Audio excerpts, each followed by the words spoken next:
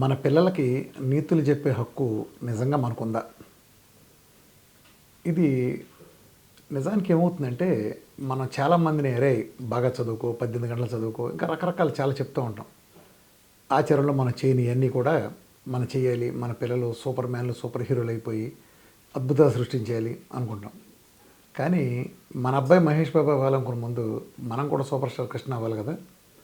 ఆ బేసిక్ విషయాన్ని మనం విస్మరించబట్టి చాలా తప్పులొస్తున్నాయి. పిల్లలు చాలా తెలివిగలళ్ళండి. ఊరినే పెట్టేస్తారు. మనం ఆచరించకుండా సీరియల్ వదలకుండా చూసే తల్లొచ్చి ఈ పిల్లలకు కూర్చుని నువ్వు ఎపిసోడ్లు చూడకూడదు, చదువుకోవాలి అని బాధ్యత చేయటం ఎంత హాస్యాస్పదంగా ఉంటుంది. మనం ఏదైతే ఆచరిస్తామో అది చెప్పాలి. తండ్రికి దురలవాట్లు ఉంటాయి. మీరు వేరే వాళ్ళకి ఎలా చెప్పగలరు? బజార్ చివరన కూరగాయలు తిండని భార్య మన అడిగితే మనం బైక్ వేసుకెళ్తే మన కొడుకుని ఎదురుగుండా ఉండే కొట్లో తెమ్మంటాడు, కారు వేసుకెళ్తాడు. అంటే మన చూసే నేర్చుకుంటారు పిల్లలు. మన వాళ్ళకి ఏం నేర్పుతున్నాం? మనం ఒకరితో ఎలా వ్యవహరిస్తున్నాం, ఒక వ్యక్తికి ఎలా మర్యాద ఇస్తున్నాం, మన దగ్గర పనిచేసే వర్కర్లకో సాటి మనుషుల పట్ల, లేకపోతే అది మన పిల్లలు మన అబ్జర్వ్ చేస్తూ ఉంటారు. They are the best observers. Even భార్యాభర్తలు అంటే తల్లిదండ్రులు గొడవ పడినా కూడా పిల్లలు కామ్గా చదువుకుంటున్నట్టు ఆటలో ఉన్నట్టు ఉంటారు. కానీ విపరీతంగా వాళ్ళు మనని ప్రతిదాన్ని అబ్జర్వ్ చేస్తూ ఉంటారు. అది మనని తేలిక చేసుకునే విషయాలు మనమే మన పిల్లకి అందిస్తాం. చాలా వాటిల్లో చిత్తశుద్ధితో లేకుండా చెప్పబట్టి తేడా వస్తుంది.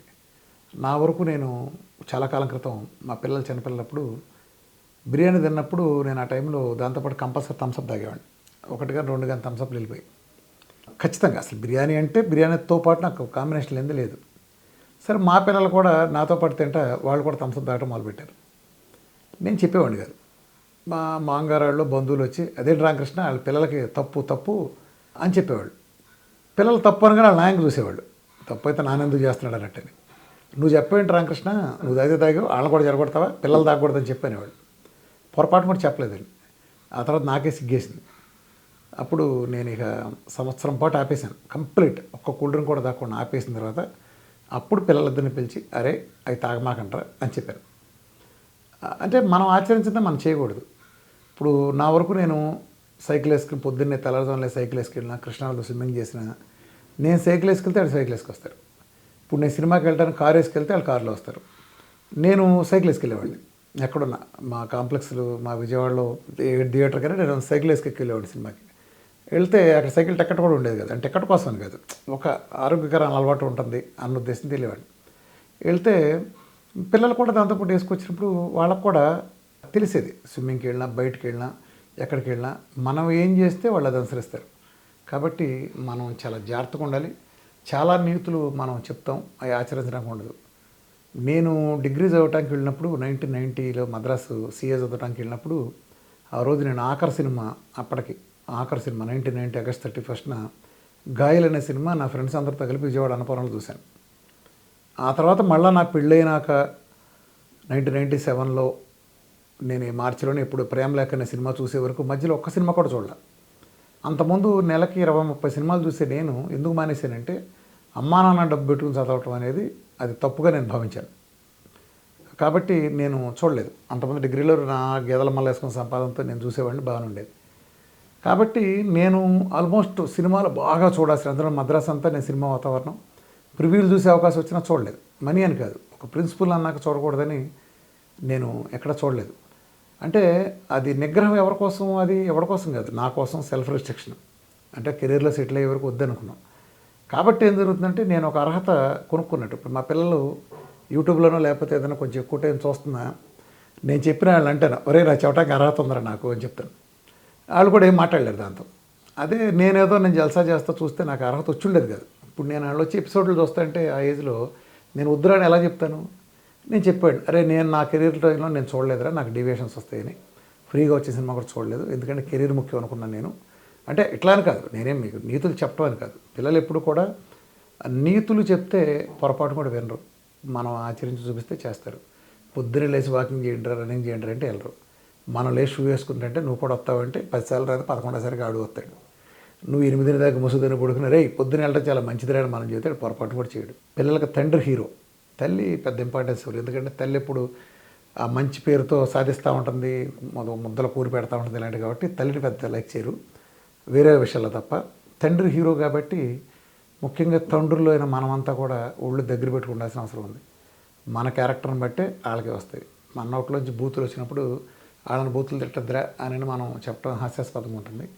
ఏదైతే తప్పు మన పిల్లలు ఉండాలనుకున్నామో అది ఆచరించడం ద్వారా మాత్రమే మనం చేయగలం. అందులో ఇవాళ పిల్లలు చాలా ముదుర్లు, ఇంత చూస్తే అంత పట్టుకుంటారు వాళ్ళు. ఈ జనరేషన్తో డీల్ చేసేటప్పుడు వాళ్ళ స్నేహితుల్లాగా డీల్ చేయాలి తప్ప వాళ్ళని వ్యతిరేకించి ఏం చేయలేం. ఇంకో పెద్ద పొరపాటు ఏంటంటే, నేను చాలామంది చూస్తూ ఉంటాను, వీళ్ళ ఆశయాలు నెరవేర్చుకోవడం కోసం అమ్మాయిని డాక్టర్ చేయాలి, ఎలాగైనా నీటిలో నువ్వు ర్యాంకు కొట్టాల్సిందేనమ్మా, నువ్వు కొడితేనే మన భవిష్యత్తు అమ్మా, లేకపోతే కుటుంబం అంతా మనం ఎందుకు పనికిరావమ్మా. ఆ పిల్ల ఏం ప్రశ్నలు తీసుకుంటుంది? ఆ పిల్ల హాయిగా బేకాం చదువుకుందాం అనుకుంది, తర్వాత ప్రశాంతంగా సీఈసీ వెళ్తారంటే బలవంతాన్ని పెడతారు, చివరికి సూసైడ్లు చేసుకుంటాం. ఆ చైతన్యాలు ఎట్లా నేను చూసేవాడిని. కాలేజీలు అంటారు, అది పచ్చి తప్పు. తల్లిదండ్రుల దురాశే కారణం. నేను చూసిన అన్ని కేసెస్లోనూ తల్లిదండ్రుల దురాశ, వాళ్ళ పేరాశ, వాళ్ళ జీవితంలో వాళ్ళు కాలేకపోని అన్ని పిల్లలు అవ్వాలి అనే ఒక దుర్బుద్ధితో వాళ్ళు అలా చేయటం నేను చూశాను. నా చిన్నప్పుడు ఇన్సిడెంట్ కూడా నేను ఒకటి చెప్తాను. నేను రోజు ఒక టీచర్స్ కాలనీలో విజయవాడలో మా పిల్లలు చిన్నపిల్లలప్పుడు నేను వాకింగ్ తీసుకెళ్ళాను. అంతకుముందే వర్షం పడింది. రోడ్డు మీద మధ్యలో ఒక గుంట ఉంది, దాని నిండా బాగా బురద నీళ్ళలాగా ఉన్నాయి. మా పిల్లలిద్దరు అడిగారు నన్ను, నాన్న దాని నుంచి నడుస్తానని అన్నాను. నేను అన్నాను, అరే మీ ప్లేస్లో నేనుంటే దాంట్లో పడి డొల్లాడతాను రా అన్నాను. అంటే వాళ్ళు చాలా ఆనందపడిపోయారు. మరి అమ్మ ఊరుకోదుగా, మరి బట్టలు గుంజడం అంటే మేమేం బట్టలు గుంజదు కదా, మిషనో చాకలి కదా గుంజేది, మీకెందుకు డొలండరా అన్నాను. వాళ్ళు నిజం చెప్పాలంటే మురుగుంట్లో పందులు దొరినట్టు దొరికారు దాంట్లో. అసలు వాళ్ళ మొహాలు ఆ టైంలో దివిటీలు వెళ్ళిపోయినాయి. ఓ పావు గంట అరగంట డొలినాక వెళ్ళాము, సరే ఏదో తిట్లు తిన్నారు, అయిపోయింది.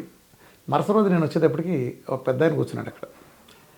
రామకృష్ణ గారు, నిన్న మీరు మీ పిల్లల్ని తీసుకొచ్చి మీరు చేసిన పని చూశానండి, నేను కూడా చాలా పొరపాటు చేశాను. నాకు ఒక్కడే కొడుకు అయితే వాడిని ఇట్లాంటి సరదాలు నేను చేయలేదు. చిన్నప్పటి నుంచి చదువుని హాస్టల్లో పెట్టడం, ట్యూషన్లో పెట్టడం, అసలు ఇంటికి సెలవులు కూడా రాని కూడా ఇంకో కోర్సు పెట్టడం, చివరికి ఐఐటీ చేయించాను, అమెరికా వెళ్ళాడు, ఎంఎస్ చేశాడు, పెద్ద సీట్లు అయ్యాడు, అక్కడే పెళ్లి చేసుకున్నాడు.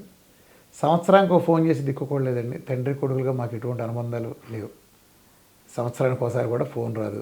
వచ్చినా ఏదో క్లుప్తంగా ముక్తసరిగా మాట్లాడటం, అసలు ప్రేమలే లేవు. నాకు చచ్చేంత ఆస్తి ఉంది, ఏం చేసుకొని తెలియని ఆస్తి. వాళ్ళకి బోల్డ్ ఆస్తులు ఉన్నాయి, నా ఆస్తులు కూడా అవసరం. నా ఆస్తులు కలిపితే వాళ్ళు 6 నెలలు సంపాదించుకున్నారు. సో నేను ఇచ్చేది కాదు, నాకే బోల్డ్ ఆస్తులు ఉన్నాయి. నేను జీవితంలో తండ్రి పిల్లలతో అనుబంధంగా లేకపోవటం వాళ్ళతో ఇది అనేది ఆయన చాలా ఆవేదన వ్యక్తపరిచాడు. అది వాస్తవం కూడా. నేను పిల్లలు చిన్నప్పుడు నేను లయన్స్ క్లబ్ లాంటి యాక్టివిటీల్లో రెడ్ క్రాస్ అయిన విపరీతంగా తిరిగేవాడిని. అప్పుడు నాకు నా మిత్రుడు ఒక ఆయన సలహా ఇచ్చారు, రామకృష్ణ పిల్లలంటే చాలా ఇది, వాళ్ళతో స్పెండ్ చేసే టైము జీవితంలో అంతకంటే మొదలైన మూమెంట్ ఉండదు అని ఎప్పుడైతే చెప్పారో, నేను అన్నీ వదిలేసేసి నేను ఆ టైము వాళ్ళతో స్పెండ్ చేసిన తర్వాత నిజంగా చెప్తాను, that was the best moment. మనమే అన్నీ వాళ్ళ కోసం చేయటం, అంటే వాళ్ళు అడిగిన వరకే. అలానే నిర్ణయాల్లో వాళ్ళ స్వేచ్ఛ ఇవ్వటం. ఇప్పుడు వాడేదో డ్రెస్ పెళ్ళికి లేదప్పుడు ఓ పూల బొమ్మ ఉండే చొక్కా లేదా నెక్కరేసుకోవాలనుకుంటాడు, మనం వాడు సూటు బూటు వేయాలనుకుంటాం, లేదా పట్టుదలనుకుంటాం. వాళ్ళు కంఫర్టబుల్ ఫీల్ అవ్వరు. ఎంత గంగిరెద్దులా తయారు చేసిన పిల్లల్ని వాళ్ళు ఎవడో పట్టించుకోడు, మీరు తప్ప, ప్రపంచంలో మీరు తప్ప వాళ్ళు లెక్క చూసేవాడు ఎవడో లేడు. ఆడు ఈ డ్రెస్ వేసినా ఆ డ్రెస్ వేసినా వాళ్ళ మీద ఒపీనియన్లో కానీ ఇంకో దాంట్లో కానీ ఎటువంటి మార్పు ఉండదు. సో ఇంత చేసే బదులు వాడికి ఇష్టమైన పని చేయొచ్చు కదా. ఏమవుద్ది, తప్పుల నుంచే నేర్చుకుంటారు. Let them do mistakes and let them rectify them on their own. మీరు ప్రతి తప్పుని దిద్దుకుంటూ వెళ్తే బొమ్మరిల్లో ప్రకాష్ రాజ్ లాగా వాళ్ళు కూడా చివరికి ఆఖరిలో సిద్ధార్థలాగా ఎగురుతారు మన మీద. వాళ్ళ జీవితాలు ఎందుకు పనికిరావు, అనుభవించే తేడా రానివ్వండి, ఏముంది, వాళ్ళే మన పిల్లలు కాదు. జస్ట్ బికాజ్ వాళ్ళ సమాజంలో పౌరులు, జస్ట్ కన్నా ఒక రిలేషన్ మాత్రమే మన దగ్గర ఉంటుంది అంతే. ఎలాంటి అంచనాలు ఎలాంటివి పెట్టుకోవద్దు. వాళ్ళు స్వేచ్ఛాజీవులు, అలా ఉండనిద్దాం, వాళ్ళ స్వేచ్ఛగా ఎదగనిద్దాం. వాళ్ళకి ఇష్టమైన ప్రొఫెషన్ కనుక మనం చేసి మనం రుద్దకుండా ఉంటే వాళ్ళు ఎంతగానో రాణిస్తారు. నిజానికి టెండూల్కర్ వాళ్ళ ఫాదరో లేకపోతే ఇంకోళ్ళ ఫాదరో పెద్ద రాణించిన వాళ్ళంతా అనేక రంగాలు, వివిధ రంగాల్లో వాళ్ళంతా చదివించాలని అనుకుంటే మన టెండూల్కర్ వచ్చేవాడు, లేదా ఏఆర్ రెహమాన్ ఇంకోళ్ళు, ఇట్లా రకాలుగా వాళ్ళ లేదు కదా. సో ఎవరో ఈ ప్రతిభ ఎటుందో ఏ రంగంలో ఉందో తెలియదు. ఆ ఫ్రీడమ్ ఇవ్వటం ప్లస్ మన ఆచరణ ద్వారా పిల్లలకు మార్గదర్శనం ఏర్పడక ఉండాలనేది ఇది నా వ్యక్తిగత ఒపీనియన్. నేనేం సమాజానికి క్లాసులు బీకి అంత సీన్ నాకేం లేదు. అంటే రెగ్యులర్గా చాలామందిని బాధ కలుగుతుంది. నా కళ్ళ ఎదురుగున్న పిల్లలు చనిపోయినప్పుడు, లేదా ఆ తల్లిదండ్రులు నిందించే ఈ కౌన్సిలింగ్ వీటిలో ఏంటంటే క్లాష్ ఇక్కడ వచ్చేస్తాయండి. అందుకనే మీరు గమనించండి, మన పిల్లలు ఎవరైనా లవ్ చేశారంటే ఊరందరూ తెలిసినాక కానీ ఆ తల్లిదండ్రులు తెలియదు. ఇది సామెత కూడా ఉంది, ఊరందరూ తెలిసినా కానీ కొంపల విషయం ఇంటికి తెలియదు అని అంటారు. ఎందుకని? వాళ్ళు దాస్తారు. వాడు ఏదైనా చేస్తున్నాడు అనుకోండి, మీరు టీవీలో చూడద్దని నీతి చెప్పారనుకోండి, సినిమాకి వెళ్ళొద్దని అన్నాడు అనుకోండి, వాడు క్లాస్కి వెళ్తున్నానని చెప్పి సినిమాకి వెళ్ళి అబద్ధం చెబుతాడు. లేనిపోయింది మనం 2 తప్పులు చేయించే అవకాశం ఉంటుంది. ఓసారి అబద్ధం చెప్పినాక జీవితాంతం అబద్ధాల ప్రపంచంలో ఉంటాం. అందుకే మనం ఎప్పుడైతే వాళ్ళ స్నేహితులుగా చూసి వాళ్ళని భావాలు మనతో చెప్పుకుని ప్రతిదీ ఏదైనా సరే ముందు మనతో చెప్పుకునే వాతావరణాన్ని మనకు కలిగించగలిగిన రోజున ఏ ఇబ్బంది ఉండదు. నేను నా లవ్ మ్యాటర్స్ దగ్గర నుంచి కానీ ఏదైనా మా మదర్తోనూ ఫాదర్తో నేను ఓపెన్గా నేను చెప్పేవాడిని అందరికంటే ముందు. ఇట్లా అంటే ఫ్రెండ్లీనెస్ నేను మా పేరెంట్స్ నాకు ఇచ్చారు, నేను మా పిల్లలకి అదే ఇచ్చాను. అలా ఇచ్చిన వాళ్ళందరూ కూడా చాలా బాగుంటాం.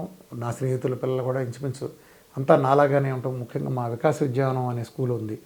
ఆ స్కూలు తాలూకు పేరెంట్స్ అంతా కూడా అద్భుతంగా అదొక సెపరేట్ ఇదిలాగా ఉంటుంది. మేము అది చేసాము. ఆంక్షలు పెట్టిన పిల్లలు తర్వాత చాలా ఇబ్బందికరంగా తయారవటం, తల్లిదండ్రుల నుంచి కొంచెం బ్యాడ్గా మాట్లాడటం, ఇలాంటివన్నీ తెలుసు. సక్సెస్ ఫెయిల్యూర్ అనేది మనం డిసైడ్ చేయలేం, అది వాళ్ళ దీన్ని బట్టి వాళ్ళు అవుతారు. కానీ పిల్లల విషయంలో మాత్రం మన ప్రవర్తన మాత్రం సవ్యంగా ఉండాలి. మన వాళ్ళకి ఆదర్శంగా ఉండటానికి మనం ప్రయత్నిస్తాం. మనం దిద్దుకుంటే వాళ్ళైనా చేయగలరు. మా నాన్నగారు గొప్పగా ఊరికి సర్వీస్ చేశారు కాబట్టి సో నాకు అలా ఆయన ఇమేజ్ పడిపోయింది. మా నాన్నగారు లాగా నేను కూడా 10 మంది సాయం చేయాలి. మా నాన్న నాకు హీరో, మా అమ్మ కూడా. ఇలా వీళ్ళందరూ చూసి పెరిగిన నాకు వాళ్ళు రోల్ మోడల్స్ కాబట్టి నేను ఇవాళ కొంచెం 10 మంది ముందుకు వచ్చి చేయగలుగుతున్నానంటే నా బ్యాక్గ్రౌండ్, నా పునాది అక్కడి నుంచి వచ్చింది. నేను నేర్చుకున్న నీతి కానీ వాళ్ళు చూపించిన ఎథిక్స్ ఆ బాటలోనే నేను నడిచాను. మా పిల్లలు ఏమవుతో నాకే తెలియదు కానీ ఎవరైనా వీళ్ళు సమాజానికి చెందిన వాళ్ళు, నాకు జస్ట్ ఒక రిలేషన్ ఉంటుంది అంతే.